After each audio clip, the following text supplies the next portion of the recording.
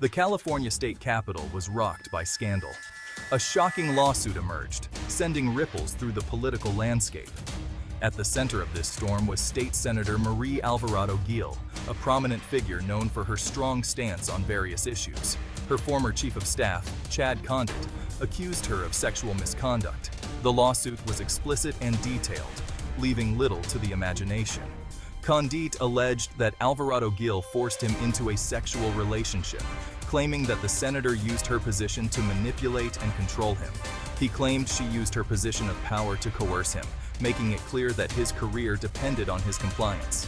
He felt he had no choice but to comply, fearing the repercussions of defying someone so influential. Condit's accusations sent shockwaves through California politics, dominating headlines and sparking intense debates. The lawsuit detailed a pattern of alleged abuse, painting a grim picture of a toxic work environment. It painted a disturbing picture of exploitation and coercion, with Condit describing numerous instances where he felt trapped and powerless.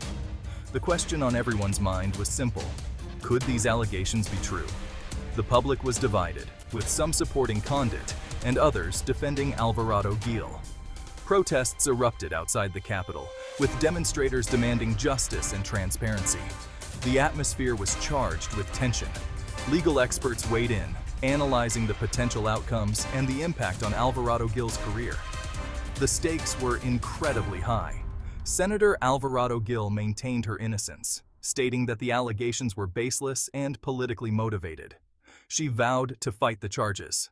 The case was set to go to trial, promising a dramatic and highly publicized legal battle. Both sides prepared for a fierce confrontation. As the trial date approached, the public watched closely, eager to see how the drama would unfold. The outcome would have far-reaching consequences. In the quiet moments, the weight of the accusations hung heavy over the Capitol, a reminder of the fragile nature of power and trust. The story continued to evolve, with new revelations and twists keeping everyone on edge. The truth, it seemed, was elusive and complex. The trial would ultimately determine the fate of both Condit and Alvarado Gil, but the impact of the accusations had already left a lasting mark on California politics. As the sun rose over the Capitol, the city braced for the next chapter in this unfolding saga, knowing that the reverberations would be felt for years to come. At the heart of the lawsuit was a disturbing claim. The courtroom was filled with tension as the details began to unfold. Chad Condit, a well-known figure, alleged that Alvarado Gil coerced him into a sexual relationship. This accusation sent shockwaves through the political community. He argued it was a quid pro quo situation where his compliance was exchanged for job security. The implications of such a claim were profound. Condit believed his job security depended on it. The fear of losing his livelihood loomed over him, creating a constant state of anxiety. This wasn't just a case of inappropriate behavior. This was about power. The dynamics at play were complex and deeply unsettling. Alvarado Gil allegedly used her position to pressure Condit. Her influence and authority were tools of coercion, making it difficult for Condit to refuse. Condit claimed the relationship was not consensual. He felt trapped in a situation he couldn't escape from, no matter how much he wanted to. He feared losing his job if he refused Alvarado Gil's advances. The stakes were incredibly high, and the pressure was immense.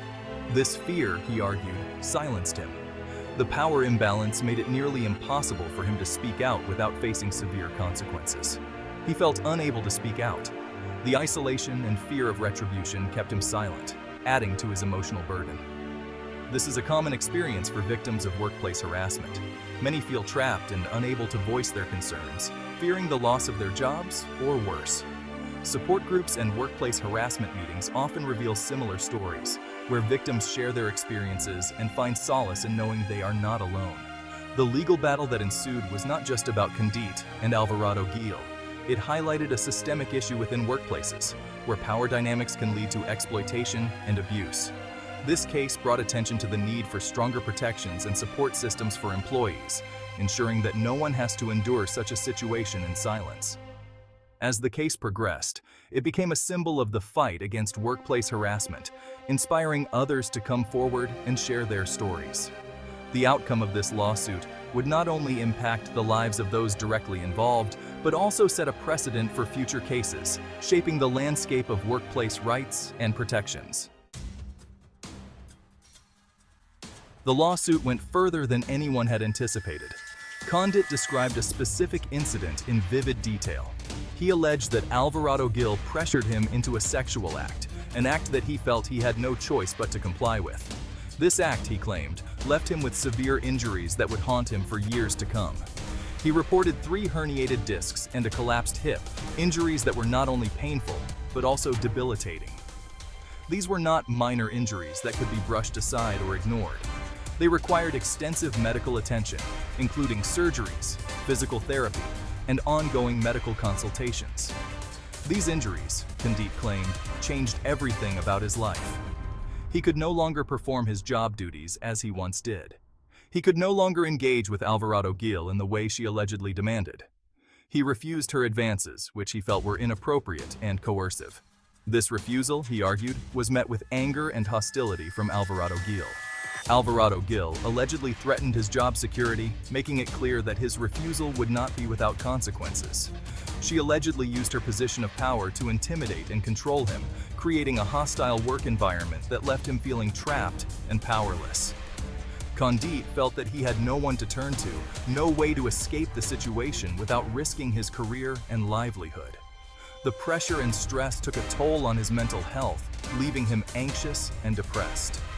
The price of refusal, he realized, was far greater than he had ever imagined. It was not just about losing his job. It was about losing his sense of self, his dignity, and his peace of mind. As the lawsuit continued, Condit hoped for justice, for a resolution that would allow him to reclaim his life and move forward. But the road ahead was uncertain, and the outcome remained in the hands of the court. The lawsuit didn't stop there. It painted a broader picture. Condit alleged a history of harassment. He claimed Alvarado Gil created a hostile work environment. He said she made inappropriate comments and advances. He felt uncomfortable and unsafe. Condit's lawsuit was detailed. It included specific dates and times. He was building a case. He wanted to demonstrate a pattern of behavior. He sought to prove that Alvarado Gil's actions were not isolated incidents. Section 5. Alvarado Gil's response. The allegations were explosive. Alvarado Gil denied them all. Her attorney, Ognian Gavrilov, issued a statement. He called the accusations baseless and fabricated. He insisted that Condit was motivated by money. He was, according to Gavrilov, a disgruntled ex-employee seeking a payday. Gavrilov was adamant. He insisted that Alvarado Gil would be vindicated. He promised a vigorous defense. He was confident the truth would come out. He believed the lawsuit would be exposed as a sham. Section 6. A pattern of behavior. Despite Alvarado Gil's denials, questions lingered. Were these accusations part of a larger pattern? Condit's lawsuit suggested they might be. He claimed that Alvarado Gil had a history of inappropriate behavior. He wasn't the first to experience it. These whispers added fuel to the fire. They suggested a systemic issue. Could it be that Alvarado Gil had been engaging in this behavior for years? The accusations, if true, painted a picture of someone who abused their power. Section 7. Political fallout. The scandal sent shockwaves. The California State Senate was in turmoil. Alvarado Gil was a rising star. Now, her career was in jeopardy. The allegations, even if unproven, cast a long shadow. The political fallout was swift. Calls for Alvarado Gil's resignation grew louder. Some demanded her expulsion from the Senate. The scandal threatened to engulf her entire career. Section 8. Awaiting justice. The lawsuit moved forward. Both sides prepared for a legal battle. Condit was determined to have his day in court. He wanted justice. He wanted his story to be heard. Alvarado Gil was equally determined. She was prepared to fight the allegations. She wanted to clear her name. She wanted to salvage her reputation. The stakes were high. Section 9. Zero tolerance or zero action. The California State Senate faced scrutiny. They had a zero-tolerance policy on harassment, but would they act on it? Or would they protect one of their own? The public watched closely. The Senate launched an investigation. They promised a thorough and impartial process, but many remained skeptical. Would they truly hold Alvarado Gil accountable? Or would they sweep the allegations under the rug? Section 10. The Shadow of Doubt. The lawsuit cast a shadow over Alvarado Gil's career. Even if she was cleared of all charges, the damage was done. The allegations would follow her. They would forever be a part of her story. The case highlighted a broader issue. Sexual harassment is a pervasive problem. It exists in every industry, at every level. The lawsuit was a stark reminder that power can be abused.